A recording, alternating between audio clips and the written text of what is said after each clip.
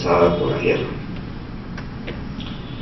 Luego hay un periodo de 1890 hasta 1930, que es la década del año de la crisis internacional, de la Gran Depresión, tan de moda, ahora todos nos acordamos de ella por lo que se está viviendo actualmente, en el que, bueno, ya no había guano, éramos monoproductores de este producto de exportación, y bueno, se diversificó, pero seguimos en la lógica de exportación de las materias primas, con el azúcar, el algodón, la alpaca, la plata, el cobre, el caucho.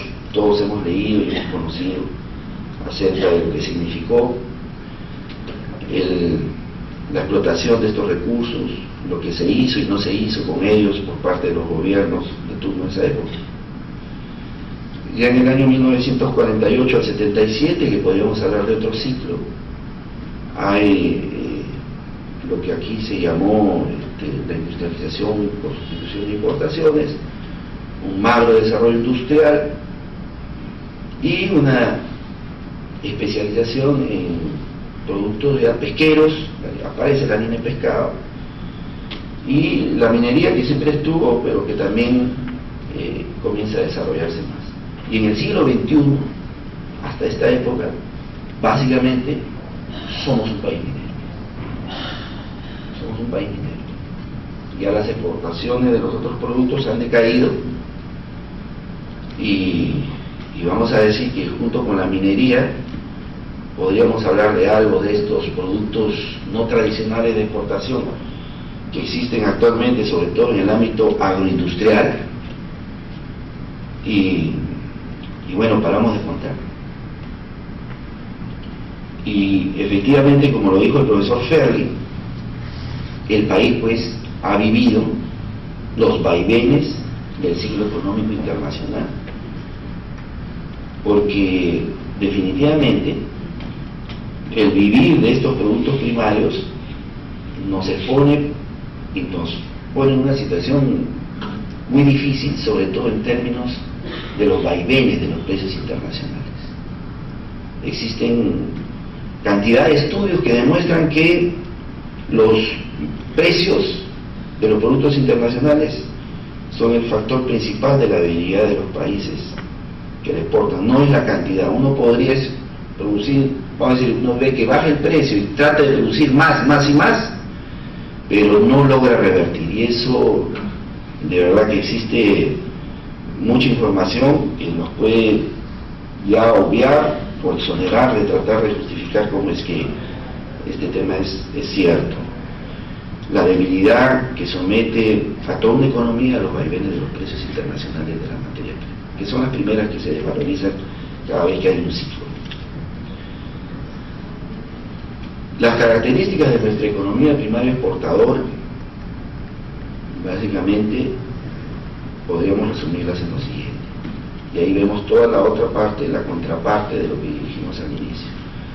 En primer lugar, en una economía primaria exportadora, no tenemos el control del excedente.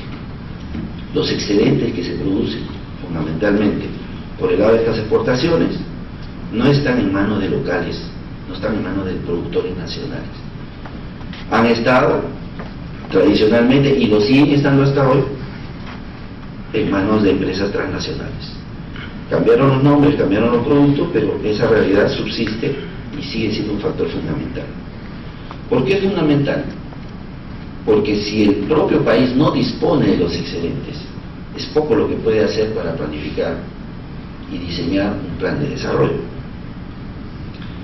El escaso valor de retorno, queriendo decir con esto que lo que estas empresas transnacionales gastan dentro del país, es decir, para dinamizar la economía interna con el producto de estas exportaciones, es poco, es limitado. ¿No? Las ganancias, las utilidades, no solamente están bajo control de ellos, sino que se van fuera, porque podrían estar bajo control, pero quedarse en el país, a dinamizar la economía del país, salvo el pago de impuestos que ellos hacen y las contrataciones de cosas necesarias que tienen que hacer aquí, todo lo demás sale del país, a capitalizar otras economías, otras sociedades. Otro aspecto es el insuficiente encadenamiento económico interno.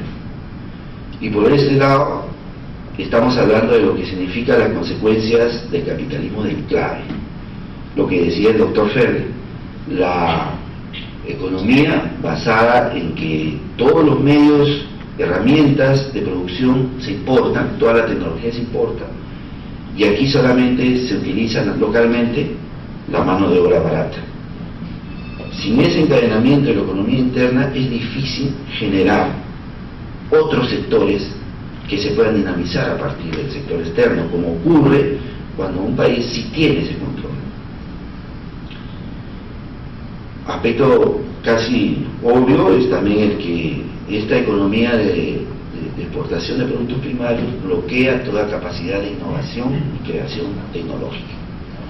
¿Por qué? Porque nos acostumbramos solamente a vivir de exportar la naturaleza y no buscamos ni siquiera darle valor agregado a esos mismos recursos naturales, ¿no? Tenemos un nulo desarrollo científico, no existe la industria de bienes de capital. En los periodos de crisis cíclica, cuando los precios bajan en el entorno internacional y el país entra en crisis, ¿qué cosa es lo que se hace? Se toma deuda externa. La forma de paliar la crisis es endeudarnos con el exterior. La crisis de la deuda externa mucho ha tenido que ver con esta necesidad de recursos cuando han decaído los ciclos de exportación. Nuestro mercado interno es débil, nuestro mercado interno está fragmentado, hay una absoluta centralización del aparato económico en Lima, 75% quizás más de toda la actividad productiva, económica, una gran desigualdad social, sectores demasiado ricos, que será pues el 4% de la población del país, y sectores muy pobres, aproximadamente hoy con cifras disfrazadas y todo, no baja del 40%, y bueno, y la pobreza extrema pues, que dicen que ya está en 14%, pero bueno, habría que ver cómo hacen esas mediciones. Lo cierto es que las últimas mediciones serias que hubieron hablaban de 25 a 30%. El sector dominante de la clase política, vamos a decir así, se impregna de una visión cortoplacista. Piensa en el mañana, piensa en el fin de año, pero no piensa nada más. Piensa en los precios del recurso que se exporta a fin de año, y eso es todo lo que puede ver. Su mentalidad es rentista.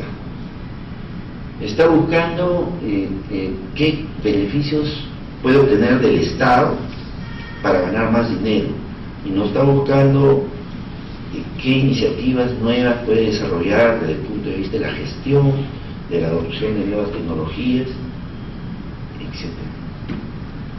Un ejemplo muy importante en este caso es nuestra industria de harina y pescado. Muchas veces nos hemos alegrado de repente cuando veíamos que el Perú es el primer productor de harina y pescado. Y bueno, si ustedes se ponen a mirar lo que significa el proceso de extracción y conversión del recurso marino en harina y pescado, es la cosa más elemental que existe. Y mientras que otros países ya superaron esa fase y hoy en día su actividad en el ámbito marino ya implica las granjas, los criaderos de especies de alto valor para vender, en este caso Chile, por ejemplo, con el salmón, y que eso en el Perú realmente no existe ni por asomo.